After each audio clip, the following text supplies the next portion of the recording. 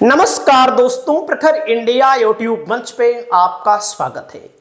बहुत बड़ी खबर आ चुकी है उत्तर प्रदेश की राजनीति से ओम प्रकाश राजभर को लेकर। ओम प्रकाश राजभर 2022 का विधानसभा चुनाव समाजवादी पार्टी के साथ लड़े थे और इन्होंने 2022 के विधानसभा चुनाव के बाद पाला बदल लिया, यानी कि बीजेपी के साथ चले गए। बीजेपी ने इनको लंबे इंतजार के बाद मंत्री बनाया और मंत्री बनाने के बाद इनका एक बयान आया, किसी भी थाने में हमारे कार्यकर्ता चले जाएं, केवल पीला गमछा डाल करके दरोगा तुरंत सुन लेगा।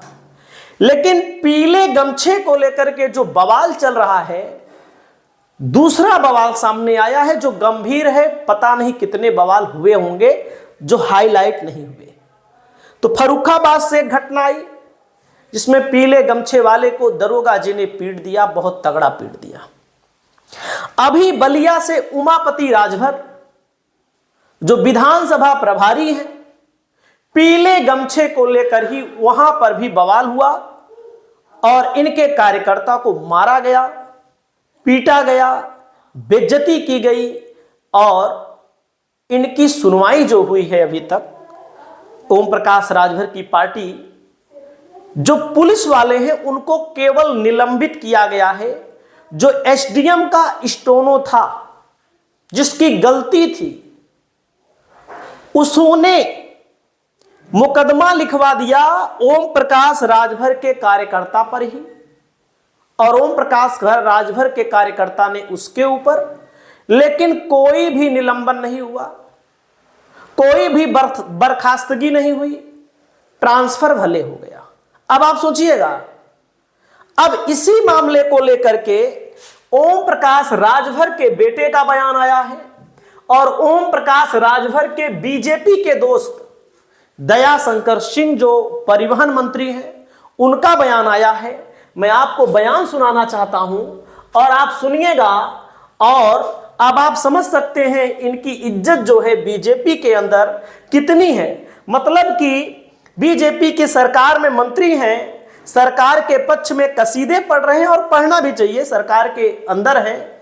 और इस मामले को लेकर मैं आपको सुनाना चाहूंगा भारत समाचार के हवाले से। पीले गमछे पर महासंग्राम, यूपी सरकार में रार। बीजेपी अपने कार्यकर्ताओं से बैल जैसा काम कराती है। आप सुनिएगा, वीडियो में आपको दिखा दे रहा हूं, तो आप यहां पर सुनिएगा। मिसाल दी जाती है कि जो पहले अपराधी पहले एक एक जिला चलाते थे, आज अपराधी या तो जिला छोड़ के भाग गए हैं या इस दुनिया में नहीं है।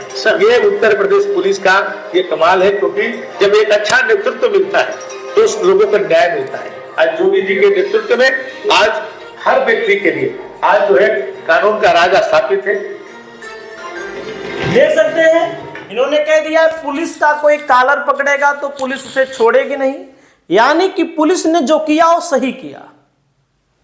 अब आप सोचिए, ओम प्रकाश राजभर के बहुत खास व्यक्तिगत दोस्त भी हैं, क्योंकि जब ओम प्रकाश राजभर जाने की तैयारी कर रहे थे तो यही दयाशंकर सिंह हैं जिन्होंने नेतृत्व किया था ले जाने के लिए।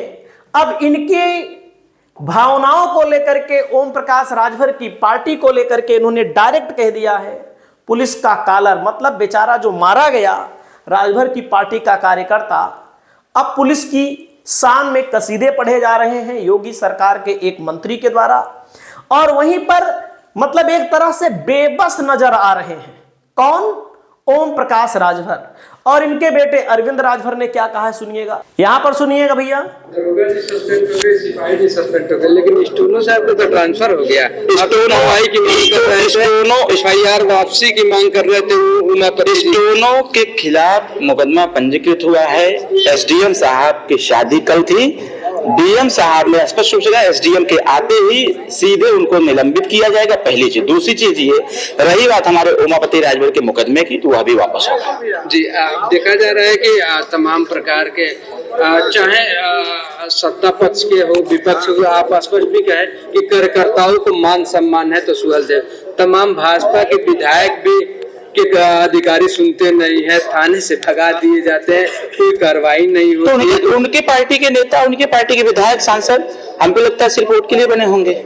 उनको वोट चाहिए, कार्यकर्ताओं से बैल की तरह काम कराना है। जब कार्यकर्ताओं के सम्मान की बात आ जाए तो फिर लखनऊ दिल्ली नजर आना है।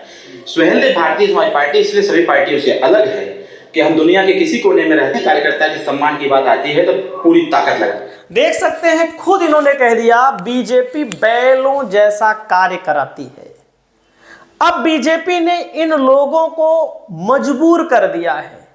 बीजेपी के नेता, अधिकारी, कार्यकर्ता, योगी जी अब हमको लगता है इन लोगों का साथ नहीं दे रहे हैं।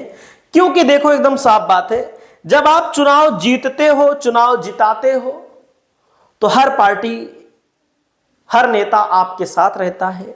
जब आप चुनाव हार जाते हो, आपकी वीकनेस को बीजेपी पकड़ ली है। वीकनेस में आपने देखा होगा, अरविंद राजभर जी चुनाव खुद हार गए।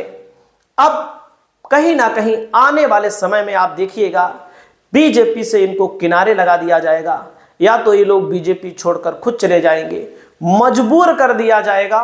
और मोदी की बात हम नहीं करते, लेकिन योगी ने पिछड़े वर्ग के जो भी मंत्री हैं, जो दूसरी लॉबी के माने जाते हैं, चाहे केशव प्रसाद मौर्य उप मुख्यमंत्री हो, चाहे राजभर मंत्री बने हो, इसके अलावा चाहे संजय निषाद हो, अनुप्रिया पटेल के पति आशीष पटेल हो, या अन्य ओबीसी नेता, एससी नेता, या सवर्ण में भी जो मोदी लॉबी के हैं, योग अमित शाह की लॉबी के हैं, जो दूसरी पार्टियों से आए हैं, या जो योगी जिनको चाहते हैं, उनके यहां अपने हिसाब से अपना अफसर तैयार कर देते हैं, तैनात कर देते हैं।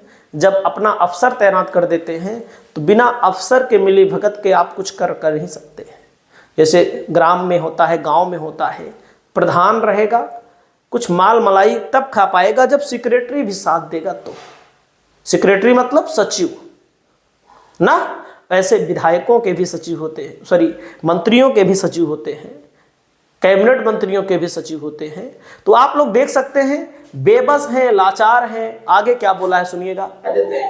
उसके सम्मान को बचाने रमजान के महीने में देखा जा रहा है कि सरकार स्पष्ट की है कि यूपी बोर्ड का परीक्षा चल रहा है, अब लाउड स्पीकर से अजान नहीं होगा, जो मुसलमान वर्ग एग्जाम में डिस्टरबेंस होगा, क्योंकि तमाम स्कूल्स जो हैं वो मस्जिद के किनारे हैं, तो कहीं यहाँ हैं, तो स्वाभाविक तौर पर डिस्टरबेंस होगा, कंसंट्रेशन बच्चों का गड़बड़ाएगा। इसलिए एग्जाम सफलतापूर्वक हो, वो एग्जाम अच्छे से दे सके, तो सरकार का फरमान भी अच्छा है। आप अच्छे क्रिकेटर, ये सुनने में आता है क्रिकेट भी खेलते हैं। मोहम्मद शमी जी का खेल को लेकर तमाम मौलवियों का बयान आया है कि इस रमजान के महीने में वो रोजा इफ्तार नहीं करते हैं, पानी पी रहे हैं, तो क्या कहना चाहेंगे उस मौलवी? देश इम्पोर्टेंट है, देश इम्पोर्टेंट है, देश का सम्मान इम्पोर्टेंट है, मोस्ट इम्पोर्टेंट इस बात। देख सकते हैं, इन्होंने अपना बयान क्रिकेट पर दिया, रमजान पर भी दिया।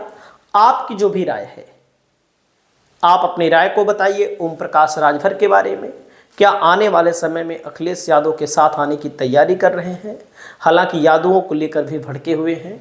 नमस्कार।